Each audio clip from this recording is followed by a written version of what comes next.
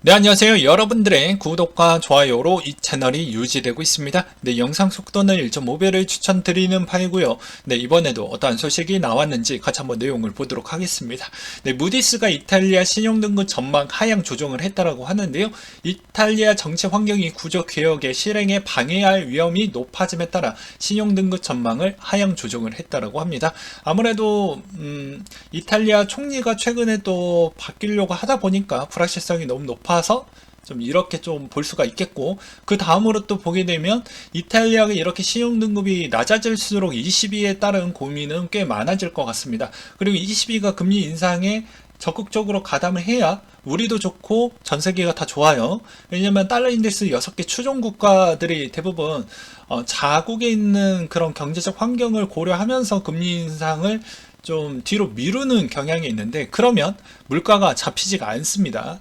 최대한 빨리 잡혀야 그나마 다 괜찮죠. 그래서 이기적으로 자꾸 금리 인상에 동참을 안 하다 보니까 물가가 자꾸 안 잡히는 거지, 어느 정도 미국 수준만큼만 추종을 해서 따라가주기만 해도 충분히 물가는 잡을 수 있다라고 저는 다시 한번 말씀을 드리고 싶고요.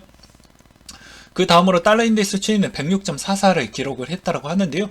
미국 주요 기업 실적 가이너스에 따른 실망감이 나왔다고 하는데, 시총이 가장 큰 엔비디아가 이번에 실적이 좀 안 좋게 나왔습니다. 그 영향이라고 볼 수가 있겠고요. 금 가격은 온스당 1786달러 선으로 마감을 보여주었다고 하는데, 미국제 10년물 금리 하락과 달러와 약세, 그리고 금 가격의 우호적인 환경, 아무래도 대만과 중국 간에 있는 관계도가 별로 좋지 않았다는 것도 이번에 금 가격에 영향을 좀 끼쳤다고 볼 수가 있겠고요. 유가는 배럴당 90.54달러 선으로 마감을 보여주었다고 하는데요. 7월의 비농업 고용지표 호조에 따른 침체 우려가 완화가 되었지만 금리 인상 전망 강화와 그 다음에 중국의 영향성이 이번에 좀 끼쳤다라고 보시면 될 것 같습니다. 그 다음에 뉴욕 연방은행 기대 인플레이션이 6월 대비 7월 달에 더 내려갔다라고 볼 수가 있겠고요. 그 다음에 그 근거치는 휘발유 가격, 식료품 가격이 직전치보다 다 4%, 2%대로 하락이 나와주었기 때문입니다. 그렇기 때문에 이제는 피크치가 넘어가고 있는 거 아니냐라는 이제 뉴스거리들이 계속 쏟아져 나와 주고 있었고요.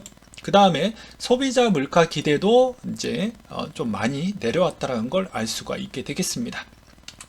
그러니 이 가속도를 더 붙이려고 하면 ECB가 한 번 더 금리 인상만 해주면 더 가속도는 붙어줄 것이다 라고 볼 수가 있겠고요.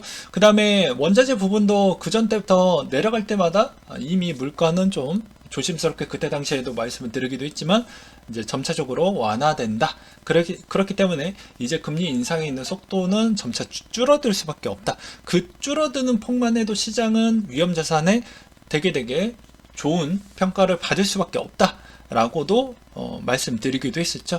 그 다음에 대표 기술주의 엔비디아가 게임 부분 일상생활 복귀로 인해서 급격한 수요 둔화로 이번에 실적 가이던스를 좀 많이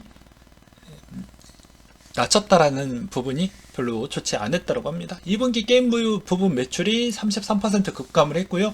엔비디아 2분기 매출 예상보다 17% 감소하게 나왔다라는 점이 좀 영향을 끼쳤다라는 것과, 글로벌 게임 시장 올해 10년 만에 첫 연간 하락세 전망치를 내놓고 있고요. 올해 2분기 미국의 게임 관련 지출이 124억 달러에 그쳐 13% 감소한다라고 되어져 있는데, 왜 제가 엔비디아와 게임 부분에 있어서 왜 갖고 왔냐? 게임 코인이 있죠. 게임 코인에서 P2E가 또 여기에 걸쳐져 있죠. 근데 대부분 연간 하락세가 나왔다고 했어요. 근데 일상생활에서 지금 드라이빙 시즌으로 이제 게임 안 하죠. 네, 다 여행 가고 그렇게 지금 생활을 보내고 있죠. 바깥 생활. 그렇기 때문에 대부분 게임 회사들이 요새 좀 힘을 못 쓰고 있는데, 주력에 있는 게임 분야에 좀 변화를 주려고 요새 시도를 많이 하고 있습니다. 거기가 무엇이냐? 네, P2E 쪽에 신경을 많이 쓰고 있죠. 그래서 P2E 쪽이 좀 더 성장 가속도를 붙일 수 있는 환경의 체제가 좀 마련이 됐다라고 볼 수가 있겠고요. 그 다음에 P2E 쪽에서 어떠한 성과가 또 뚜렷하게 볼 수 있을 만한 게 나오게 되면 또 이쪽으로 게임 회사들이 적극적으로 많이 밀어줄 것으로 저는 기대를 하고 있습니다. 그래서 한동안 글로벌 게임 시장이 팬데믹 기간 동안 좀 많이 누렸기 때문에 거기에 돌파구가 P2E가 좀 되지 않겠냐라고 저는 보고 있고요. 그게 이제 앞으로 게임 회사들에 따른 실적이 3분기, 4분기 나올 때마다 계속 P2E 게임 코인 쪽도 같이 연동을 하면서 보실 필요성은 있을 것 같습니다. 그 다음에 이제 엔비디아가 이제 게임 매출 부분이 좀 낮게 나오면 채굴에 있는 것도 좀 영향을 같이 받는다라고 보실 수가 있어요.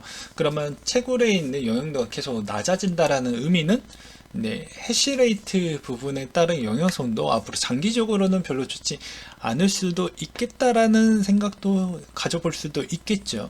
그래서 이 두 가지를 같이 다뤄보았고요. 그 다음에 미국의 채권 시장 9월에 75bp 금리 인상에 따른 무게감이 자꾸 힘을 많이 밀어주고 있는 실정입니다. 이제 9월달 이전에 고용지표 한 번 더 나오고요. 물가지표 한 번 더 나오는데 그거 보고 뭐 확인을 해보겠지만 일단 75bp에 따른 언급이 계속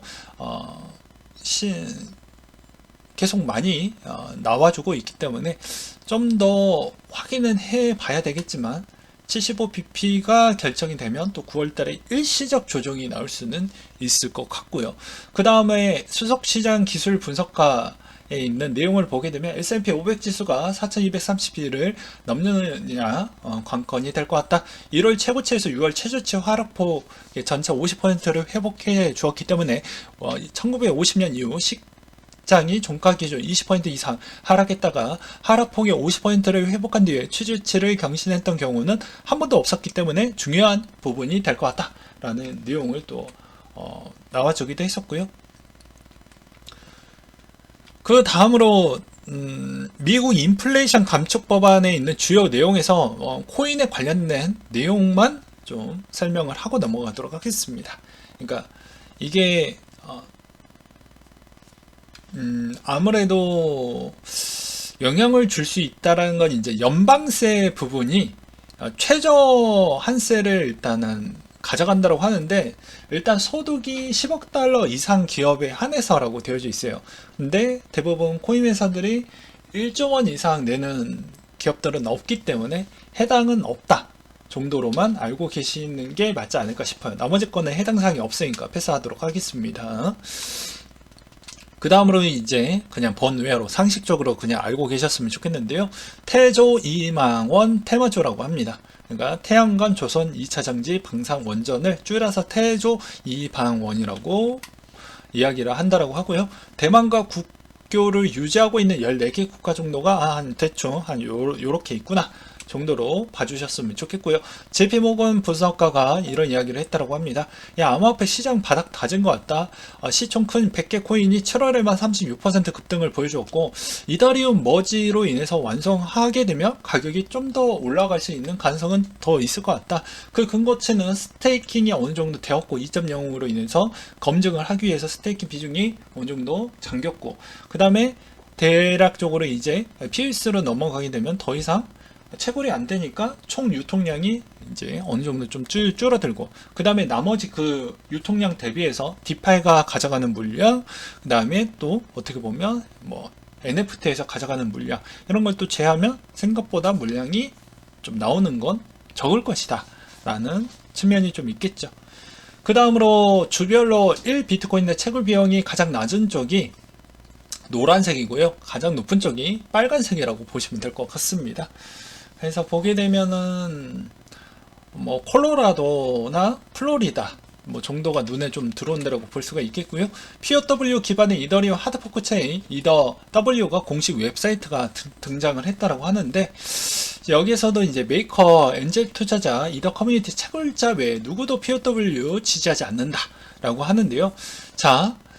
다른 말을 하는 사람들은 사기꾼이라고 직설적으로 또 이야기를 하기도 했습니다. 채굴자, 거래소, 트레이더 모두 다 이익을 쫓기 위해서 하드포크에 따른 논의를 하고 있는데 대부분 커뮤니티 내에 POW를 원치 않는다. 왜 그럴까요? 우리는 2017년도 7월 8월 달에 겪었고요. 2018년도 11월 달에 한번 겪었고요. 그 다음에 이번에 만약에 진행이 된다고 하면 이번에도 하락의 여지가 나오지 않으면 다행이지만 만약에 하락의 여지가 나온다고 하면 당연히 개미들은 뭐 피해 받을 수밖에 없을 것 같으니 뭐 그렇게 좀 생각을 해야 되겠죠.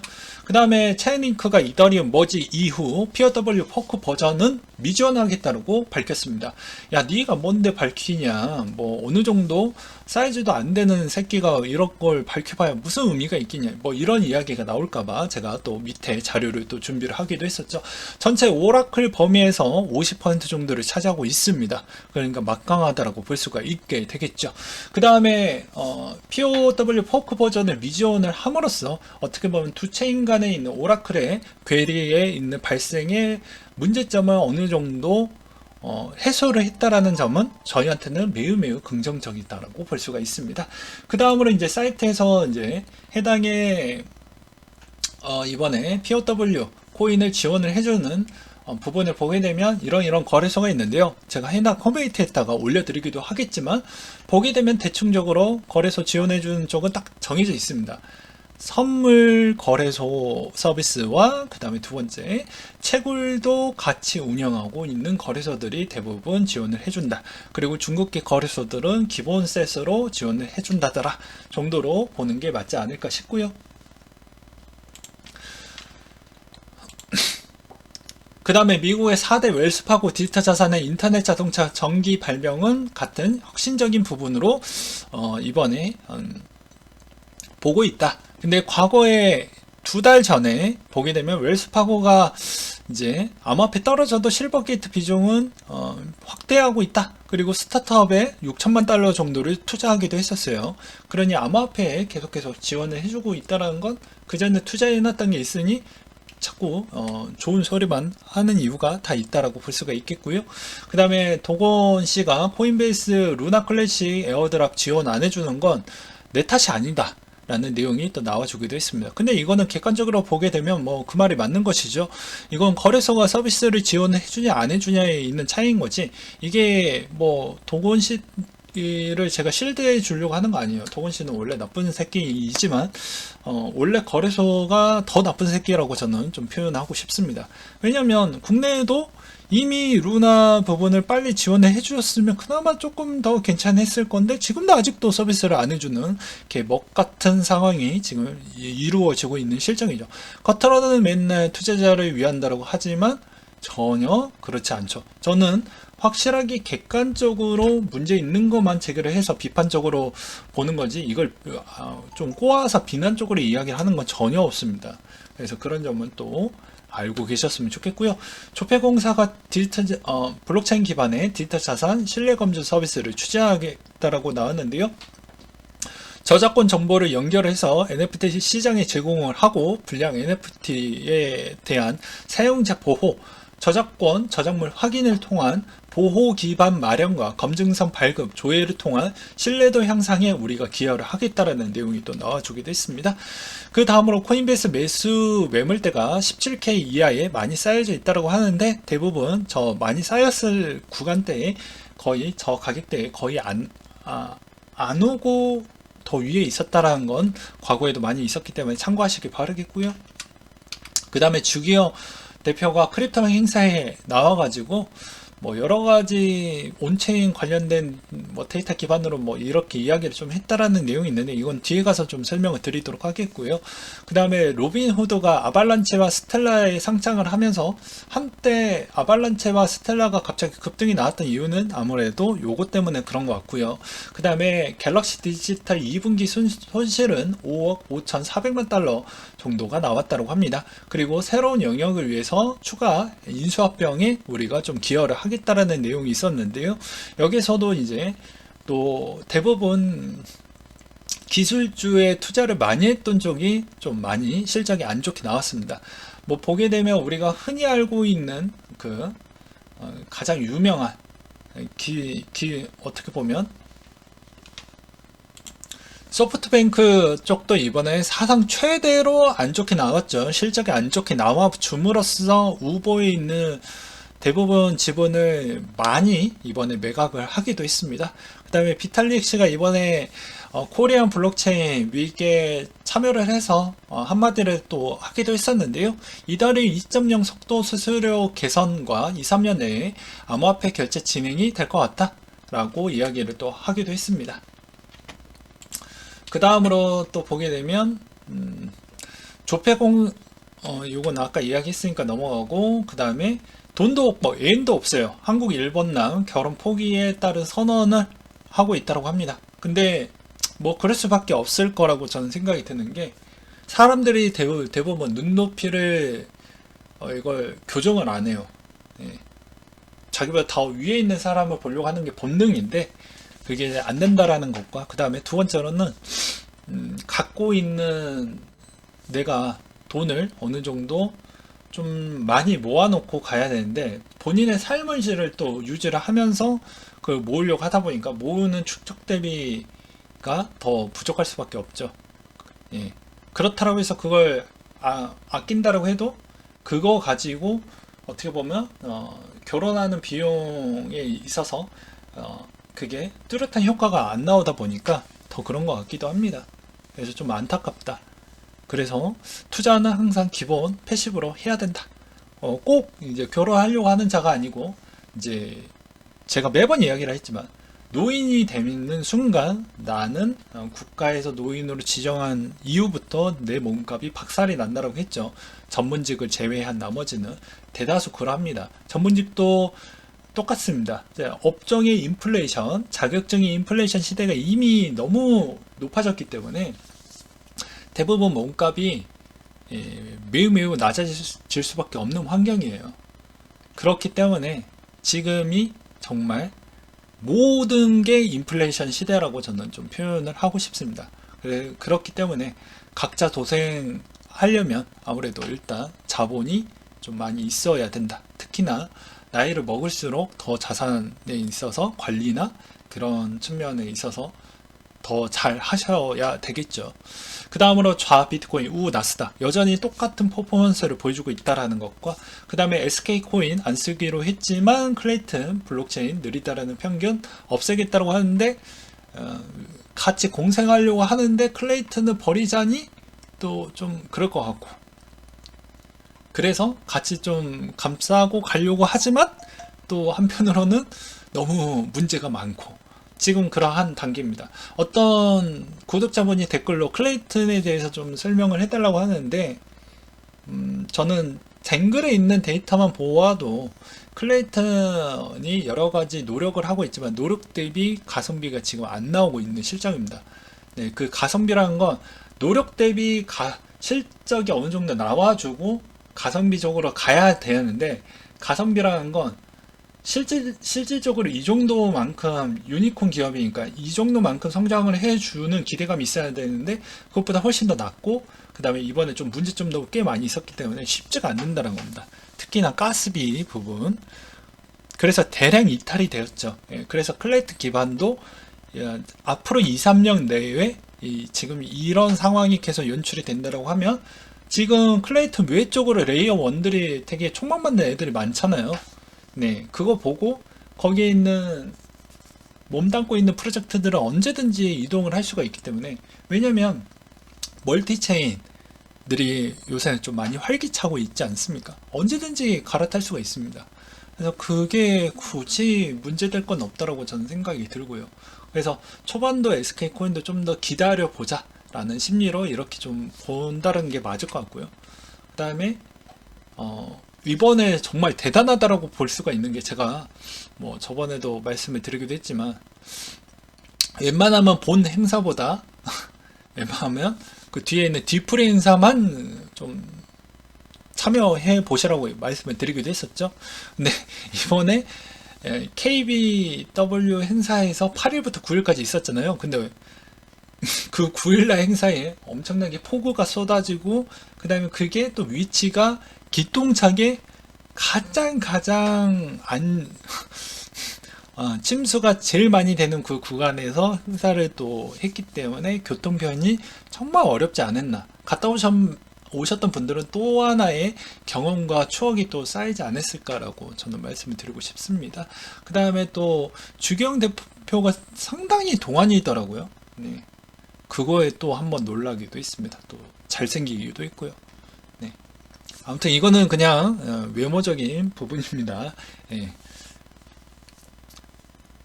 그리고 그 다음에 FTX에서 또 보게 되면 대부분 암호화폐 거래소들이 이제 로비를 좀 많이 하고 있다고 합니다. 이건 또 긍정적으로 볼 수가 있겠죠. 11월 중간 선거가 있는데 이제 로비를 많이 하면 우리 편은 좀 많이 생긴다라고 볼 수가 있으니까요. 그래서 개인 자격으로 3,800만 달러 연방 선거 후보에게 후원을 했다. 그것도 어떻게 보면 후원자 순위 4위에 올랐다라고 하고요. 그 다음에 비트코인 공급량 65% 지난 1년간 이동 안 했다. 45%가 855만 개 정도가 되고요. 2년간 움직이지 않았다고 합니다. 38%가 722만 개인데 3년 동안 움직이지 않았다고 하네요. 네.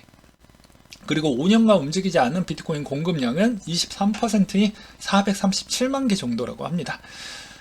현물 거래소에 대량 스테이블 코인이 유입이 됐다고 하는데 이게 파생상품 거래소로 들어갔다라는 것은 당장 이 스테이블 코인을 당장 쓰겠다라는 게 아니라 스탠바이 조건으로 놔뒀다라고 볼 수가 있겠고요. 그게 아마 9월달 정도에 아마 쓰려고 하지 않을까라고 생각이 듭니다.